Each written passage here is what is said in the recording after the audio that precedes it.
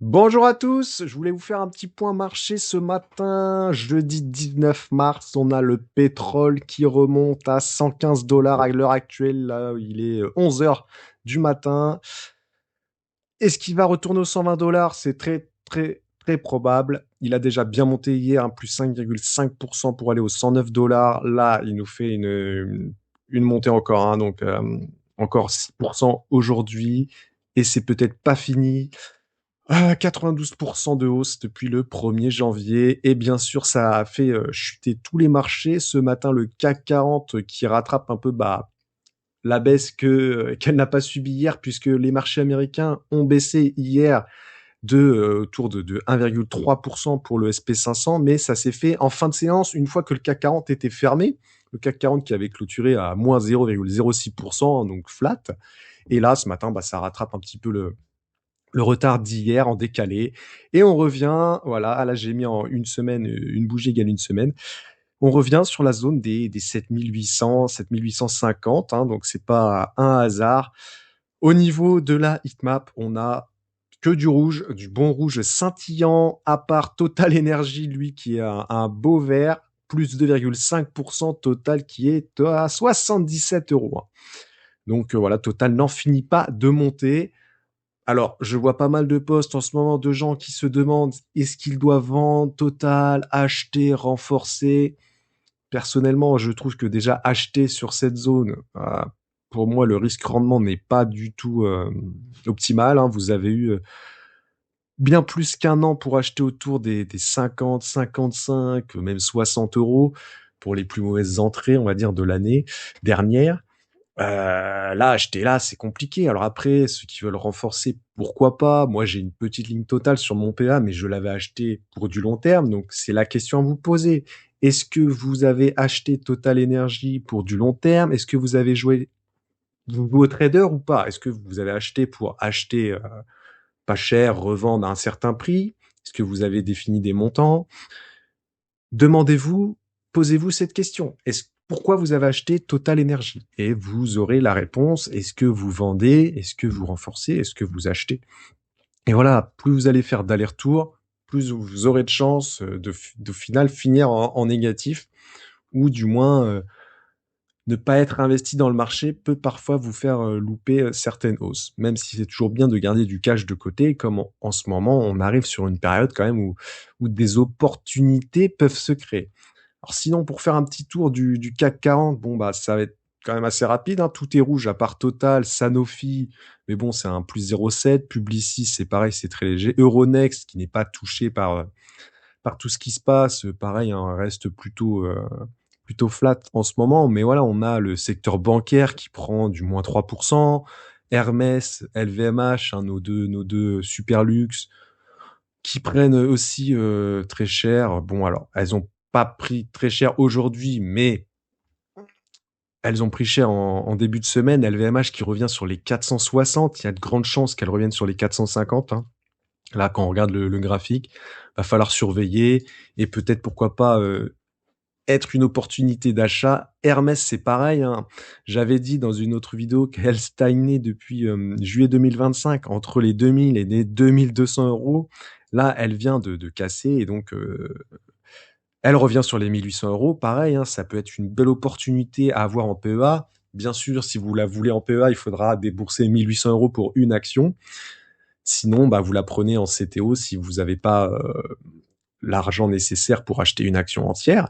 Il faudra prendre 0,3, 0,5 actions sur CTO, mais c'est quand même dommage de ne pas en profiter, de la prendre sur PEA.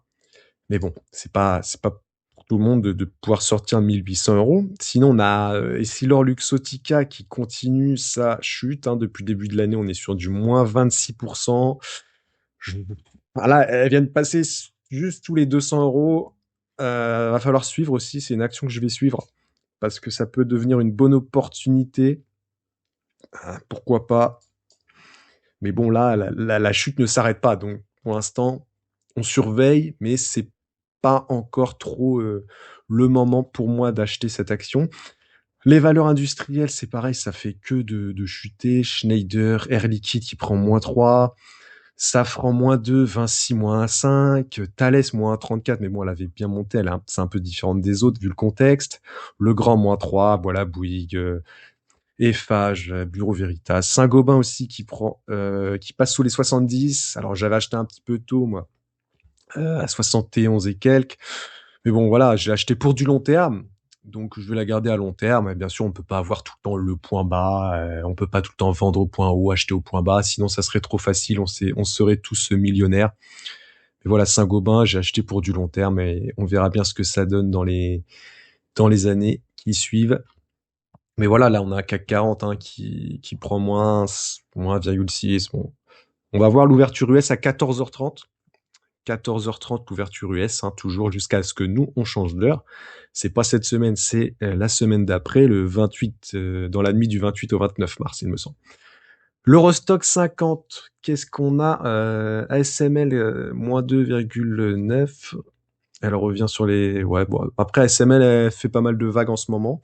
Elle reste autour des 1 200 euros. Si on prend dans l'ordre, Total Energy, hein, qui mène l'Eurostock 50, Eni aussi, bien sûr, l'italienne, Wolters Kluwer, Sanofi, Deutsche Börse. On n'a que 5 valeurs en hausse. Comme ça, c'est vite, c'est vite dit. Et côté baisse, dans les grosses baisses, c'est Siemens, Infineon Technologies, Prosus, Schneider, Adidas. Ouais.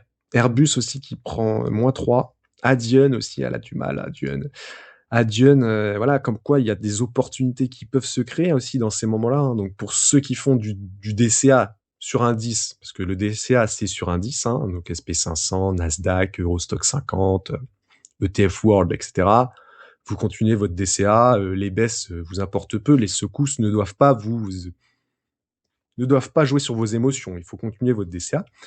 Pour ceux qui font du stock picking, il y a des opportunités qui peuvent se créer. Donc, c'est un peu le moment d'être bien concentré. Si vous avez du cash, parce que je sais qu'il y en a qui gardent toujours du cash, et ben, c'est des moments comme ça où il faut bien analyser, se dire quelle action je veux faire entrer dans mon portefeuille ou faire des arbitrages, enlever des actions.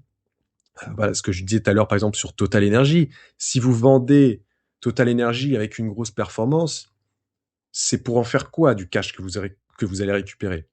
Ça aussi, ça c'est la deuxième question à vous poser. C'est qu'est-ce que je fais du cash que je récupère? Parce que si c'est pour le garder, en faire quoi? Il faut le réinvestir ou pas. Après, si vous l'utilisez pour autre chose, ok. Mais si c'est pour le réinvestir, il faut que vous ayez un plan. Donc faites votre plan et suivez votre plan. Parce que si vous posez des questions à tout le monde aura un avis différent à dire bah moi j'en rachète, moi je renforce, moi je vends tout, vends qu'une partie. Vous aurez une dizaine d'avis différents et vous allez être perdu et au final vous allez suivre quelqu'un et pas forcément votre conviction que vous avez eue au départ. Si vous voulez vendre, vendez. Au moins, ça sera votre choix et pas le suivi d'un autre. Donc voilà, ça sert à rien de poser des questions à tout le monde sur est-ce que je dois vendre maintenant ou pas. Donc du coup, le SP500, on peut aller voir. Hier, il a fait moins 1,36. Du coup, la Fed a annoncé qu'elle restait sur ses positions au niveau des taux. Il y aurait comme quoi alors, une seule baisse de taux en 2026 de 0,25 points et en 2027 de 0,25 points aussi. C'est pas terrible, mais bon, on verra ce que ça donne, surtout que Powell va partir. Mais en attendant, le SP500, si on regarde la heatmap, c'est plutôt rouge hein, hier, donc on va voir aujourd'hui ce que ça donne. En préouverture, pour l'instant, ça bouge pas beaucoup, hein. On est à moins 0,04. Nvidia, Google, Apple, Microsoft, Amazon, Tesla, là, pour les grosses capitalisations, c'est du rouge, mais alors ça a été du rouge, voilà, pas non plus, il n'y a pas eu, à part Amazon qui fait plus que moins 2,48, sinon le reste, ça reste entre du 0 et du moins 1, moins 1,5. C'est une baisse globale au final. Il n'y a pas vraiment de secteur qui a plus baissé qu'un autre, si ce n'est la consommation non cyclique qui prend quand même du -3 pour la plupart des actions. Hein. Philip Morris, Procter et Gamble, Walmart 2,5, PepsiCo, Coca 3M. C'est eux qui ont pris un petit peu cher. Et le secteur de la santé aussi qui est pas mal rouge. Lilly, Johnson & Johnson, AbbVie, tout ça. Les industriels, c'est un peu toujours entre le vert et le rouge. Hein, c'est pas Caterpillar, -19. Visa, c'est Visa et Mastercard aussi ont pas mal baissé, de -3%. Visa qui n'en finit pas de baisser. Hein. Ah ouais, elle repasse sous les $300. C'est bien ce que je pensais. Parce que c'est vrai que Visa, en ce moment, il n'y a pas beaucoup de bougies vertes. Et depuis mi-2025 et les $370, c'est un petit peu, c'est un peu le toboggan. Ça commence à être le toboggan, donc attention, attention. Il faudrait pas que qu'on continue trop bas, hein, parce que là, ça pourrait devenir une opportunité pour du long terme après. Hein. Donc ça, c'est pareil, ça peut être sympa. Là, on est sur un -15% depuis le 1er janvier. Hein. Donc voilà, ceux qui ont du cash, je pense qu'ils vont se faire plaisir. Mais voilà pour un petit tour d'horizon. Donc le pétrole, lui qui est à 116. Le gold, il est à combien? Il me semble qu'il est en baisse, -2,6, $4 700. Mais voilà, si on dézoome, là on est toujours en une bougie égale une semaine. Ceux qui ont acheté 2023, 2024, 2025, aujourd'hui la baisse, même là sur une semaine, -8%. On est toujours quand même sur une baisse quand même qui reste légère. Alors certes, tous ceux qui ont FOMO à 5000, 5500, parce que tout le monde en parlait, bah là aujourd'hui ils sont en baisse. Ils peuvent se demander s'ils doivent vendre, réallouer ailleurs ou quoi. Mais tous les autres qui en ont acheté quand personne en parlait, c'est comme le silver. Bah vous avez pas nécessairement besoin de vendre. Hein. Vous êtes pour le long terme, je pense, sur ces valeurs. Le silver, lui, est bien plus volatile, -15% sur 5 jours. Au final, il revient à 0% depuis le 1er janvier. Parce que là, tout le monde en parlait. Il y a des gens, ils faisaient 5 posts par jour sur les réseaux pour parler du silver ici, hein, alors que avant personne en parlait. Moi, j'avais dit, j'avais lancé ma page X depuis janvier 2023. Personne parlait du silver. Hein. Personne parlait du silver quand il était à $25, à $30, à $40. Personne en parlait. Et là, quand il a explosé fin 2025, début 2026, au-dessus des 80, tout le monde en parlait. Ah là là, c'était le futur Bitcoin limite. On allait faire un x10. Ça allait être incroyable. Machin. Au final, on a fait une pointe à $120. Il y en a plein qui ont FOMO, qui ont suivi des gens qui faisaient 5 posts par jour dessus. Après, il y a une grosse chute. Hop, plus personne faisait de posts dessus. Donc vraiment, quand tout le monde parle d'un actif, alors que avant personne en parlait, c'est vraiment un red flag. Il faut vraiment faire très attention.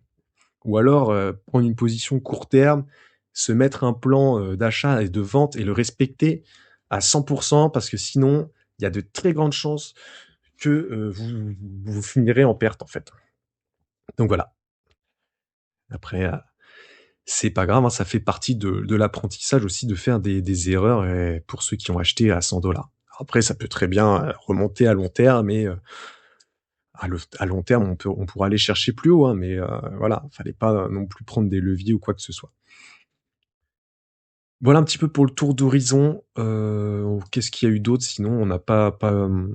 On va attendre l'ouverture US, hein, tout simplement, à 14h30. Hein. Parce que là, sinon, le CAC 40 a juste rattrapé un petit peu son retard d'hier. Donc voilà un petit peu pour le point marché d'aujourd'hui, là, en milieu de semaine. Je vous dis à samedi pour une vidéo récapitulative des actualités de la semaine. Et la semaine prochaine pour une petite vidéo aussi en milieu de semaine. N'hésitez pas à vous abonner, ça fait plaisir. Merci à ceux qui me suivent, que ce soit sur X, YouTube ou TikTok qui suivent mes shorts. Merci à tous et à la prochaine. Ciao tout le monde.